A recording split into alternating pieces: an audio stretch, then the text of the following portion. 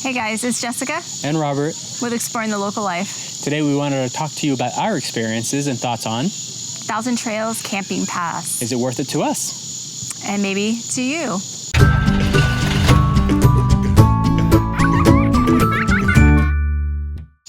Okay, so some of you might actually be wondering, what the heck are those noises? Those are the cicadas that came out to see us, but that's not what we're covering. Just now. Just now. But what we're talking about are the Thousand Trails park zones. So what the heck is that?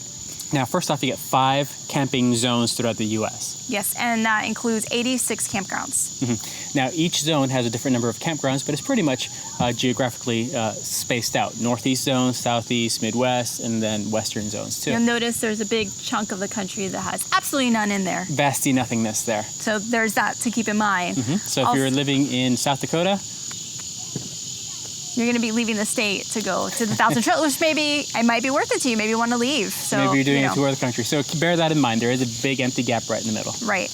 And this zone is a camping membership for 1 year. And what it gives you is 50 nights of camping for included in that price. And then after that, it's about $4 to $3 a night. $3 to $4 a night. What did I say? $4 to $3 a night. I put them out of order, Brian. Well, it sounds like it could be 43. No, yes, $3 or $4 a night, like Robert said.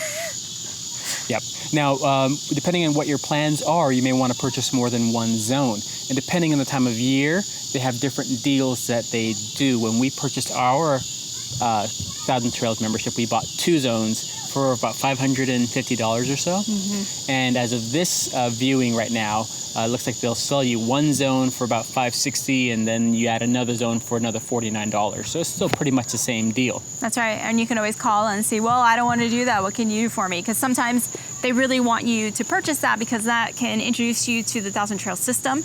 And then maybe you might want to become an elite member and expand your membership. Yeah. If you're interested in finding out more about the crazy complexities that comes with if you want to get involved and find out more about the different membership levels, you can also check out the RV Love blog. They've done an excellent introduction and thorough investigation of the different Thousand Trails memberships. Yeah, the link will be in the description for you, so you can just click on that. Yeah. Okay, so about the Thousand Trail parks themselves. Not the membership, but the parks. Your experiences may vary. As they certainly will from one park to another. Yeah, Thousand Trails are composed of different RV parks that were under different companies, different ownerships, different ideas of what RV parks are. And slowly but surely, they've been added on to the Thousand Trails. What is that even called? Banner. Yeah. So as a result, you get some that are fairly new and are very nicely maintained, maybe they have some paved roads and all that stuff, and then you get to your other end of the spectrum. Yeah, you'll get a Thousand Trails location that maybe it's more than what the staff can keep up with. Maybe the roads are all dirt roads, and when it rains, it turns a bit muddy. Other ones you'll have asphalt, which is nice, but then you'll have asphalt that hasn't been repaired in years. Oh, yeah. And then again, you'll get to another one that everything is paved except for your parking pad, and everything is level, well-groomed, that has the staff and people that are always in there taking care of business, updating things. Yeah, the thing to keep with the Thousand Trails parks is that they are not resorts. They are RV parks for you to come and park your RV. And another thing is they do have the standard amenities where you have, a pool, you have the rec center, they have organized activities and things like that. The mini golf will either be open or under repair. Same thing with the pool. So yeah, like I was saying, is some of these places have been around a while, and the amount of money that Thousand Trails may be putting into them is variable. Yeah. Another thing that can be a plus or minus depending on what you're looking for in an RV park is that they offer the seasonal or annual sites. I don't know what they're called. I've heard them referred to as both.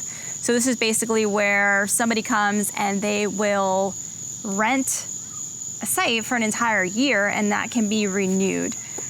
So you'll get some folks that are in the same site year after year.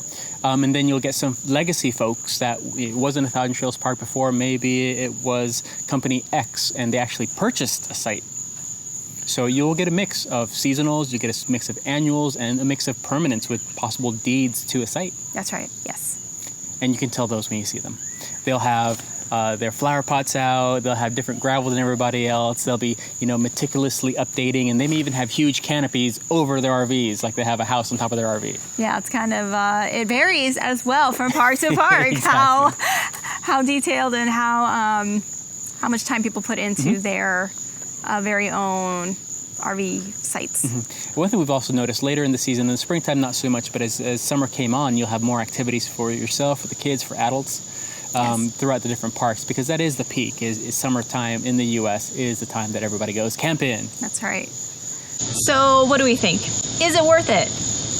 To us, definitely, 100%. Yeah. We'll do it again.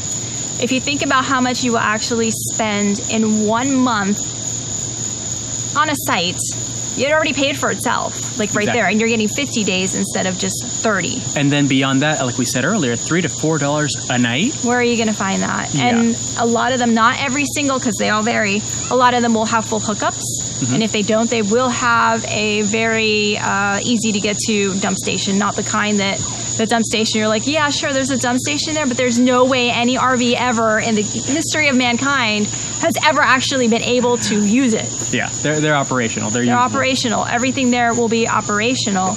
Or they may have a honey hole service too. Honey hole, honey wagon. Honey hole? In the airplanes, Pete calls them honey holes because you got to get up in the hole.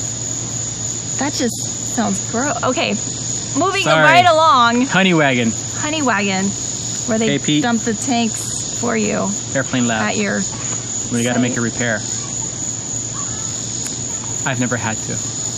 Now, if you are looking for a place where you're going to be at an RV resort, you're going to hang up your hammock, and you're going to be just, luxuriating in your site, maybe not. Some memberships allow you to pick your sites online. You go and you pick the actual site. But Thousand Trails, our experience is you show up, and then at that point, you see what's available. Which I think is fantastic, because it allows you, you're like, oh my gosh, so I don't have an assigned place. How I'm going to drive around and look for stuff. Yes.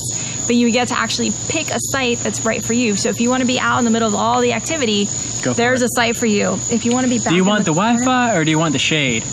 We'll take the shade. We'll figure out the Wi-Fi later. Yeah. We can go to a coffee shop if we need to for the Wi-Fi. We're okay. We'd rather have a quiet spot in the back that is as close to nature as possible with full hookups. Yeah, exactly. That's the ideal. Yeah. So for us, and again, our expectations are fairly low in what we appreciate in an RV park, which is usually a safe place to park that has some sort of connectivity, where we have some sort of relative amount of privacy. If you've ever been referred to as high maintenance, Thousand Trails is not for you.